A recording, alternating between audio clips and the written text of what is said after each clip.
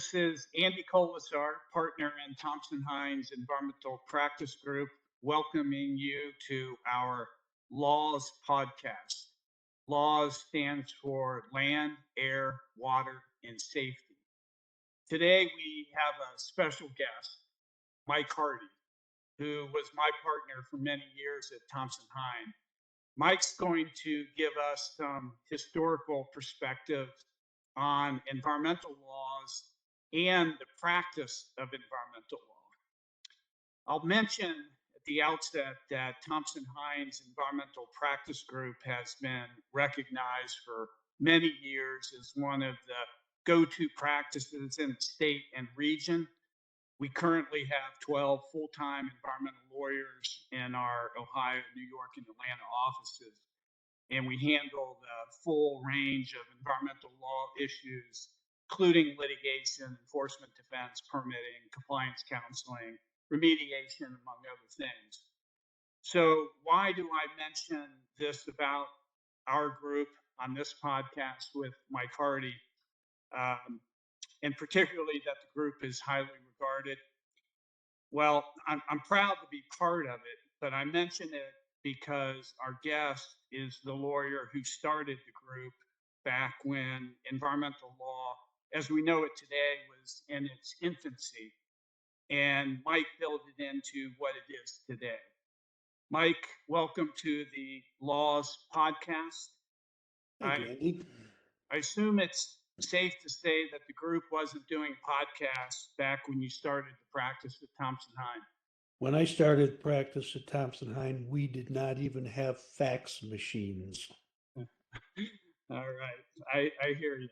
So I'm not planning to give a long introduction of Mike, but for the benefit of those listeners who don't know him, I'll note that Mike graduated from the University of Michigan Law School in 1972, and over time became one of the most well-respected and highly regarded environmental lawyers in Ohio and beyond.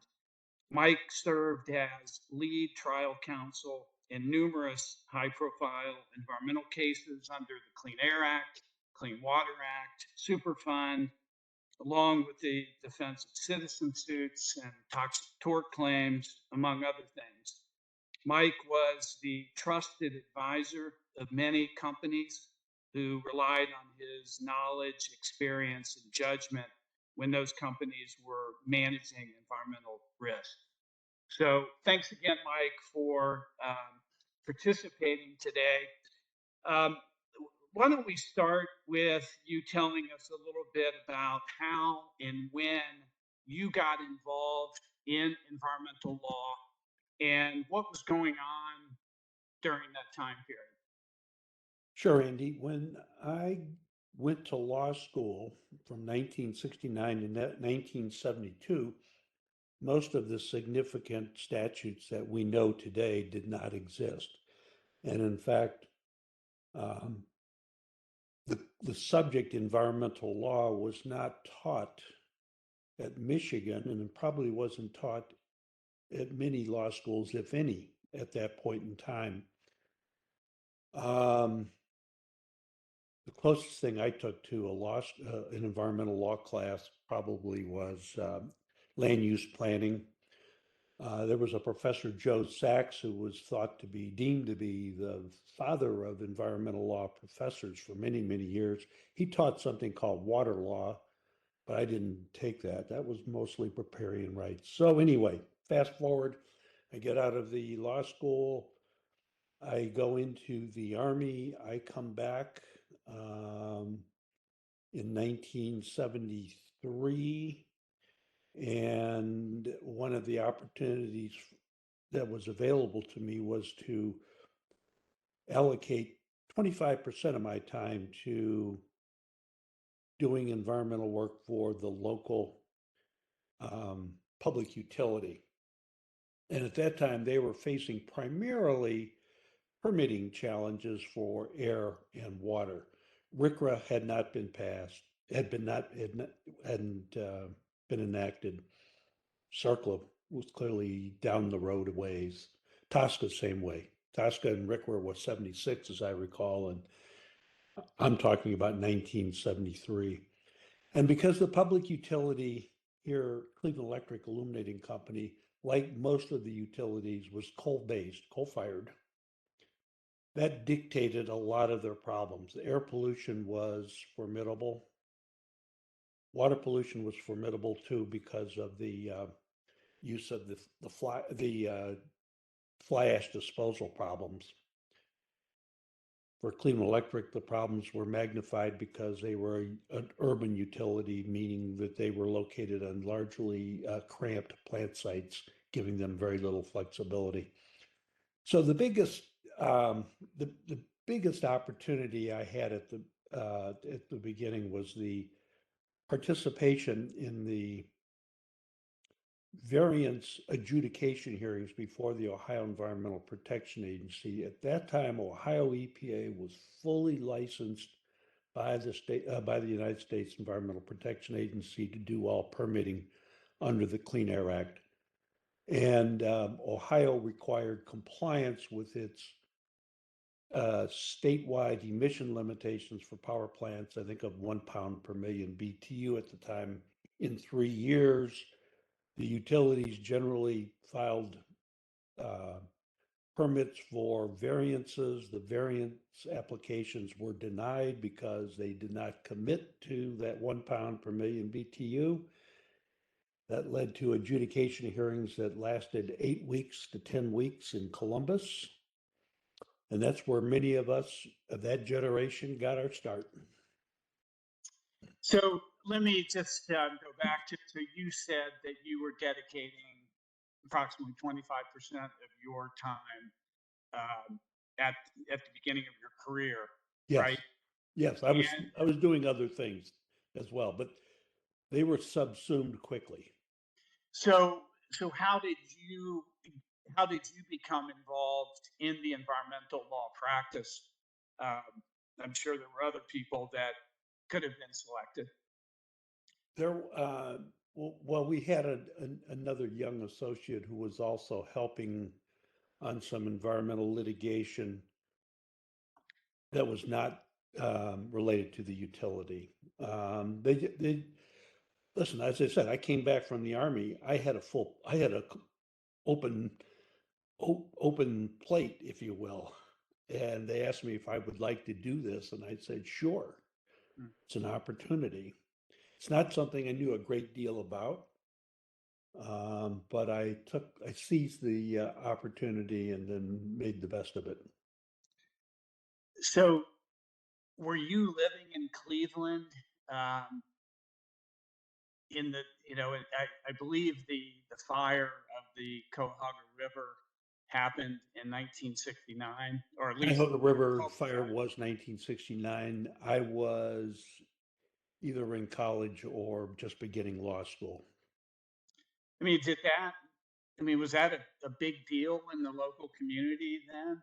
I don't remember it as being anything more than another news event that caught nationwide attention and brought a lot of made Cleveland a butt of some jokes.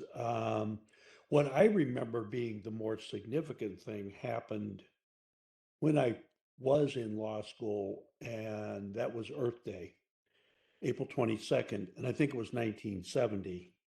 And many of the universities shut down for that day in honor of Earth Day. I remember that very clearly. And that's more prominent in my mind. Okay. So you mentioned you started with the Clean Air Act, but the Clean Water Act about the same time period, and then subsequently RCRA in 1980, and then Superfund. So these companies that you were representing were all of a sudden dealing with a lot of new laws and regulations and enforcement. How were those companies reacting or responding to that new regime? I should mention before I answer that question, there was one other unique opportunity that came my way by reason of working for the utility. And that was they were building two nuclear power plants on Lake Erie, the Davis-Besse plant and the Perry Nuclear Power Plant, both of which are still in existence today. And they both had very significant water pollution permitting issues. They wanted to use something called once-through cooling. The regulatory agencies wanted to use cooling towers. Those are the things that we now associate with power plants, the cooling towers. And on top of that, licensing of those, I was involved in the licensing of the power lines that came out of those power plants. And those transmission lines had to be permitted on the basis of a demonstrated minimal impact on the environment. The statute actually says the words a little bit differently, but I think I mention that only because as we sit here today in 2023, this country is going to go through another rush of power of transmission line siting and permitting because of alternative energy. The only way to make alternative energy work, of course, is to get the power from the remote locations to the urban areas, and that's by way of bulk transmission lines. So anyway, how are the utilities dealing with the changing environment of environmental laws? In Ohio, there was something called the Ohio Electric Utility Institute, which consisted of all of the major investor-owned electric utilities plus a rural electric cooperative called Buckeye Power, which was also a client for whom I had done work. They were a joint owner of the Cardinal Power Station on the Ohio River. And so they had the same issues of dealing with coal-fired emissions. And also the Ohio utilities were members of larger groups, like based in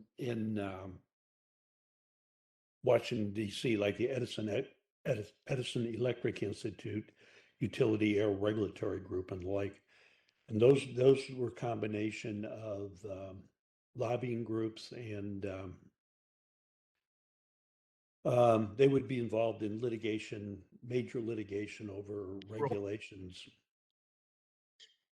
So, in I came around or came along a little bit after you, but it seemed to me that in the 80s, companies were still trying to figure out, how to manage the new regulations and the new risks. And it seemed to me that companies were perhaps a bit more likely to fight and battle with the agencies over enforcement issues and things like that. And then over time, what we see now, as is more of a proactive nature of big companies, that sort of learned from the past and became more proactive with their environmental management systems. Is that your experience, that you saw that evolution of companies? Well, there was no question that early years, 70s and the 80s, there was a great deal of litigation in the industry. The industry was facing very expensive technological changes that would be necessary to comply. The industry in Ohio, the utilities often either were owners or they were on contracts for long-term supplies of Ohio coal.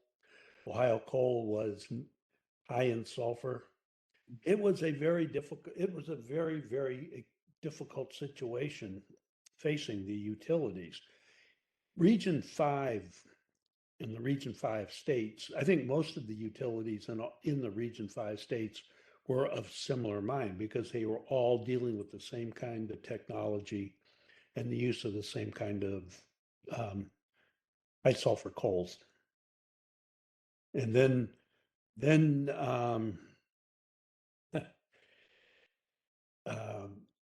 by 1977, the Clean Air Act was amended. I believe it was Section 125. It was designed to incent the utilities to use scrubbers, but they started to use low sulfur coal from Kentucky, West Virginia, and Pennsylvania. And that started a whole series of other battles. And it went on from there. So I misspoke earlier when I was talking about RCRA and CERCLA. RCRA, I believe, was 76 and CERCLA was 80. Yeah. But let's talk a little bit about Superfund because you know that, as we know, that was a major change with respect to liability, joint and several, strict liability, retroactive, got people's attention. Can you talk a little bit about that era when people, companies may have been asking you, or is this, you know, do they really mean that we're liable for something that we did legally 30 years ago? And how was that happening? CERCLA did two things. Superfund CERCLA did two things in 1980. Number one, it made a lot more, it created a lot more environmental lawyers because it was so much bigger than the traditional air, water, solid waste permitting that we were doing in the 70s. Secondly, it changed because it was retroactive in its application. It opened up litigation because people started to do a lot more finger pointing. Well, I that wasn't my compound that was in the landfill or in the lagoon. It was somebody else's, and it took, I'd say 4 or 5 years for people in the early 80s to figure out what was really going on with CERCLA. There was, I remember some of the early sites in Ohio.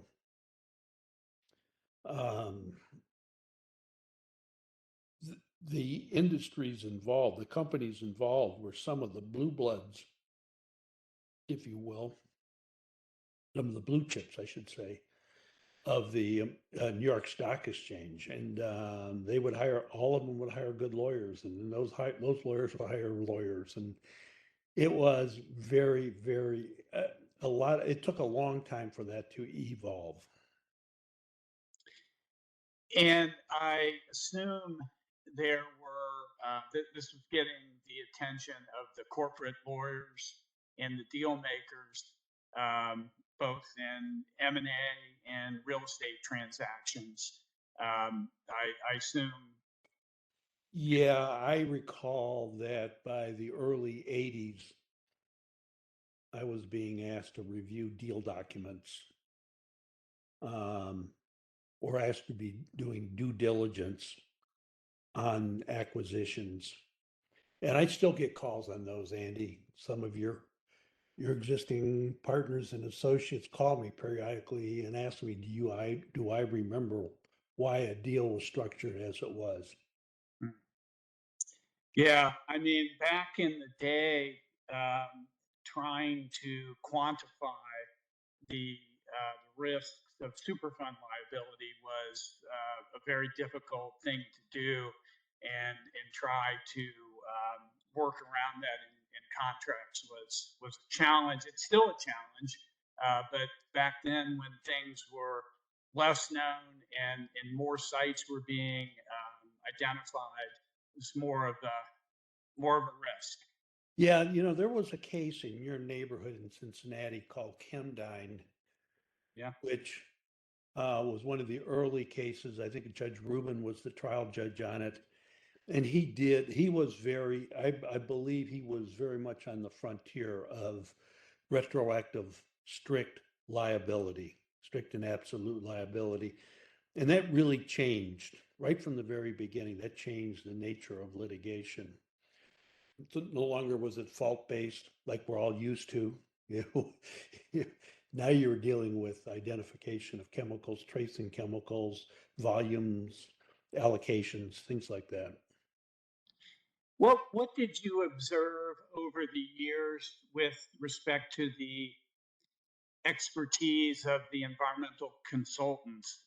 Um, who still kind of sticking with the Superfund liability of their comfort and expertise in helping with due diligence and helping to quantify those risks? What I saw from my perspective was a growth in the environmental consulting businesses, um, growth that would include deep bench strength and expertise in certain areas like civil engineering, soil engineering, epidemiology, toxicology, risk assessment, economic damage forecasts, things like that. In the early days, the consulting firms, in the early days of my environmental law practice, I remember the consulting firms tended to be adjuncts to colleges and universities, and they were one of the original ones was Stanford Research Institute. Well, SRI came from Stanford. Over time, these things became mammoth professional organizations with multidisciplinary organizations.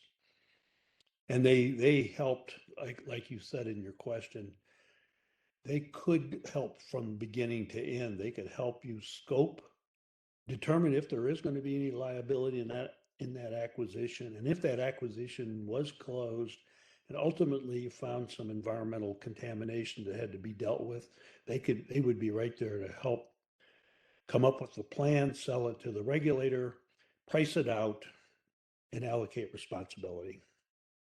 Yeah, absolutely. That's certainly been my experience that over the years, the ability of good consultants to help quantify the risks has improved dramatically, which, ultimately that's what clients want to hear is, what might this cost? What's the range of potential liabilities and things like that? Mike, I wanted to, before we leave Superfund, I assume that you agree that Superfund has not necessarily been the most efficient um, law in getting sites cleaned up. We have some sites that are still being litigated and studied for 20, 25 years, as far as litigation, legal fees, and so forth. I mean, do you agree with that? And if so, do you have any thoughts on how Superfund could have been improved or still could be? Well, I agree with your assessment. I recall the one case up in near. I was involved in litigation arising out of a joint venture chemical plant. I won't mention the names, although it is publicly held, publicly known. It took 19 years for us to resolve that liability, but that included 3 trials, 3 appeals to the Sixth Circuit, 1 attempted appeal to the United States Supreme Court, and that also included fighting over insurance. So, I mean, it just, and I remember when the case came in the door, I was in trial somewhere else, and the client said, well, who can look at this while I'm gone, or while I'm tied up? And I gave him a name. And I remember looking at the demand letter, it was $66 million. I said, ooh, this one we might have to take seriously. And well, our client did not pay $66 million. But 19 years of litigation, 3 phases of it, and appeals and so on are remarkable. Likewise, the Dura Avenue landfill out in Toledo, where I was common counsel for a number of industrial and companies. I don't know how many years that took. And that was complicated because the state of Ohio and the federal government were both involved, and they were never on the same page. So, did I ever come up with a solution? And the answer to that is no. I do think that the early years of having PRP, potentially responsible party meetings, led to extra costs, but I never saw the solution to that. I rarely participated in the PRP meetings. I was more on the litigation side. The only time in the Dura case I had to participate in the PRP meetings because I was common counsel. You know,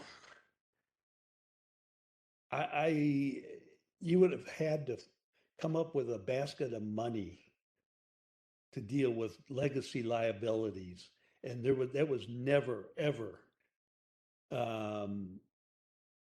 close to being accepted in the federal Congress. But I think you would have had to come up with something like that to obviate some of the litigation that we saw through the years. The strict liability, retroactive liability, just was prone to litigation. Right. Well, you mentioned Ohio EPA and US EPA and maybe some of the tension. I would like to just touch on that next, if we can. So Ohio EPA was formed in 1972, and back in the day, was there tension between US EPA and Ohio EPA at times or often with respect to maybe enforce how serious an enforcement action would be, different things like that, difference of opinions? In 1972, the Ohio General Assembly created the Environmental Protection Agency, as you said, and there was a predecessor agency, forget the name of it. Some of the professionals from that agency moved over to the Ohio EPA. That was during the administration of Governor John Gilligan, and I'm drawing a blank of the director of the Ohio EPA. But anyway, they were very regulated and they were very focused on regulation and working with the US EPA.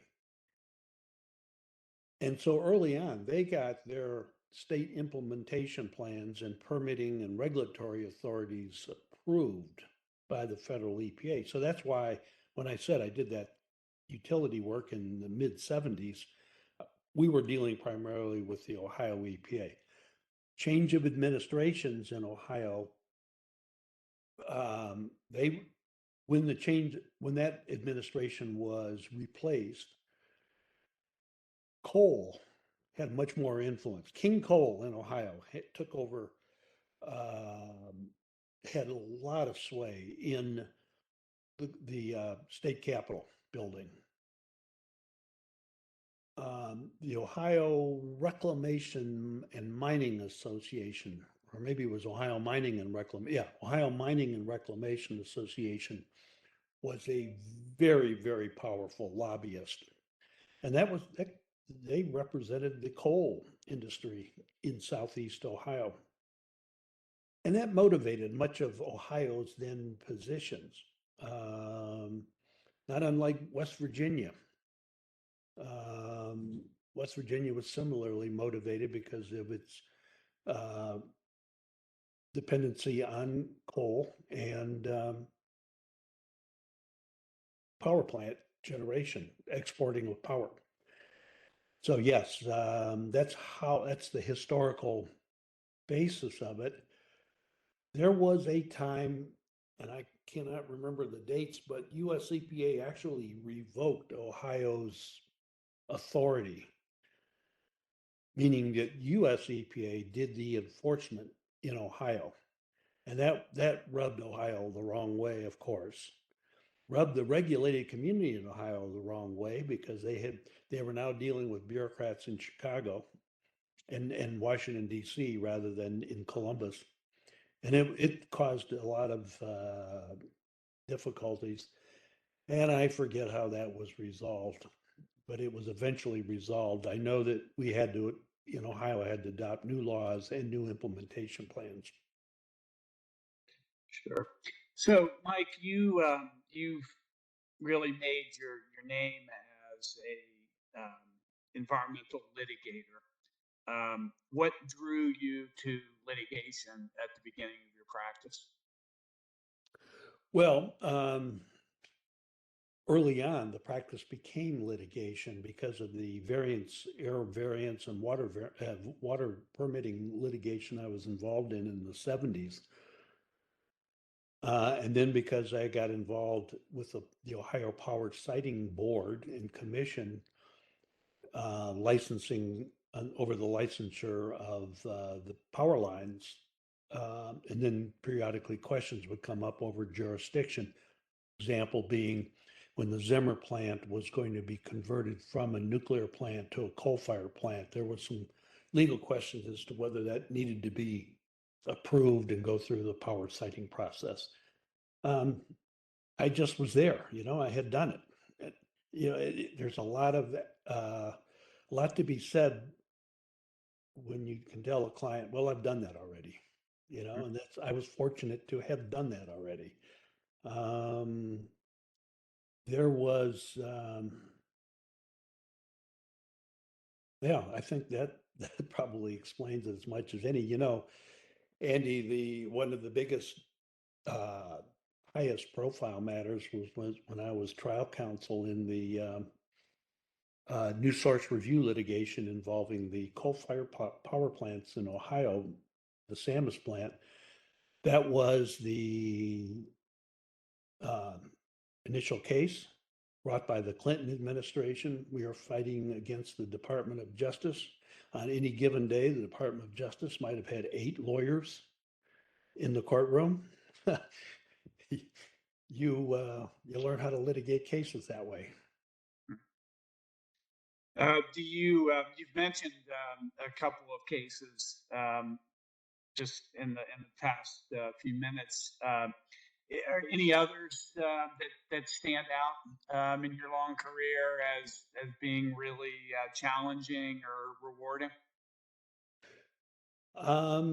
One that's a little bit different. It was kind of a combination of products liability and environmental law. Was a class action brought by people who claimed to be hurt by a EPA registered acaricide, a dust mite killer. That case was a lot of fun because it was just one step over from environmental law. It had both environmental law with environmental law experts and toxicologists and epidemiologists, but it was in the federal court. It was a class action. It would have been a jury trial if we hadn't beaten the class action.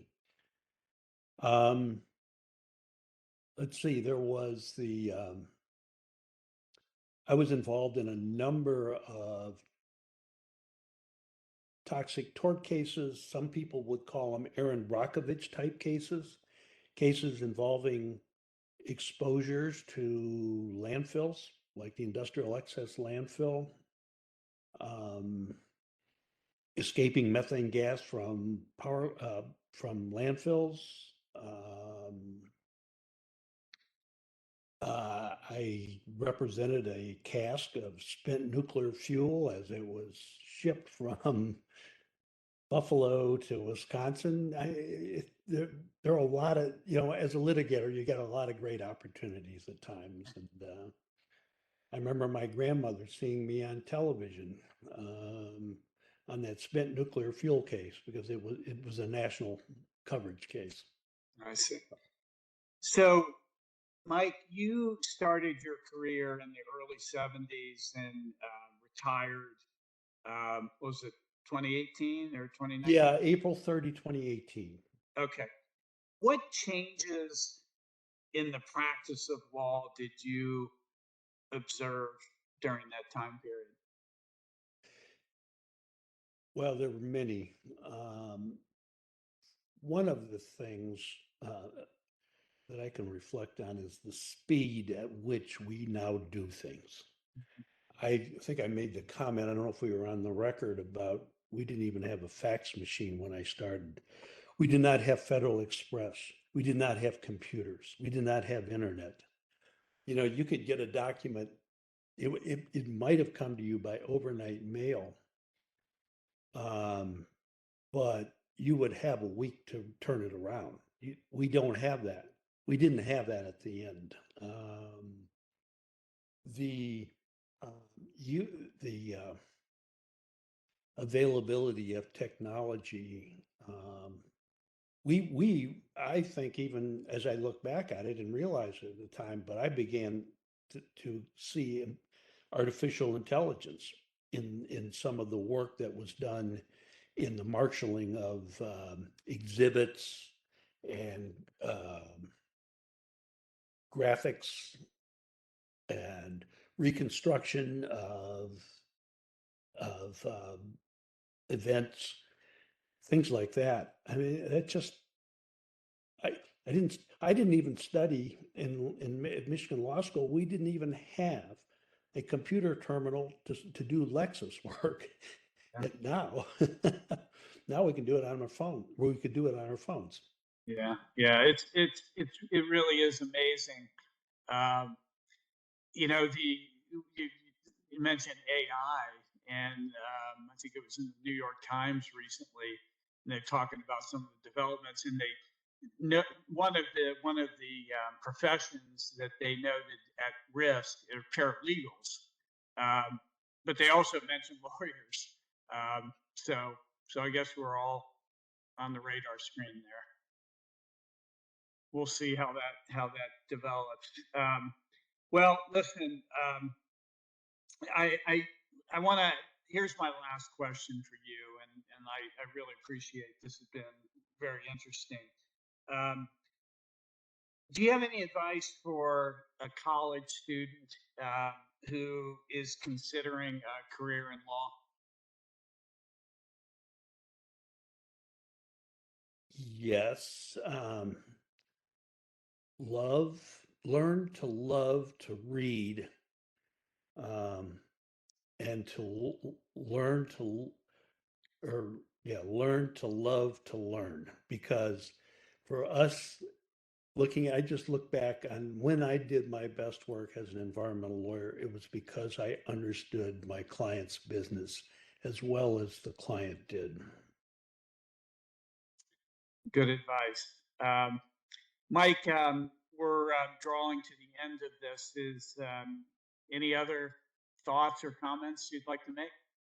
No, I enjoyed the opportunities that I had at Thompson Hine.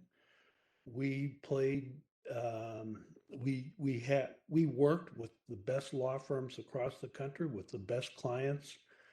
Um, I, I was proud of being inducted in the American College of Environmental Lawyers. That was a honor that I owe to my stature at Thompson Hine and the stature of Thompson Hine itself. Um, well, we try to carry on your legacy here in the group with his excellent legal service, and I know one of the things that you preached and taught was client service, Yep. something that we take seriously at Thompson Hine and in our environmental group. Well, this concludes this episode of our Laws podcast. We look forward to continuing to provide listeners with current and practical insight into EH&S laws. The Laws podcast episodes are available at iTunes, Spotify, Google, and SoundCloud. If you have a request regarding a topic you'd like to hear addressed in a future episode, please send me or your usual contact at Thompson Hine's Environmental Group an email with your request, and we'll try to address it. If you'd like to learn more about Thompson Hine's Environmental Group, please visit thompsonhine.com. Finally, this podcast is for informational purposes only.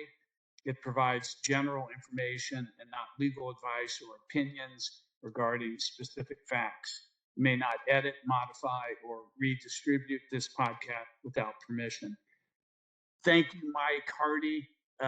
This was a wonderful experience to hear your insights, and thanks to our listeners.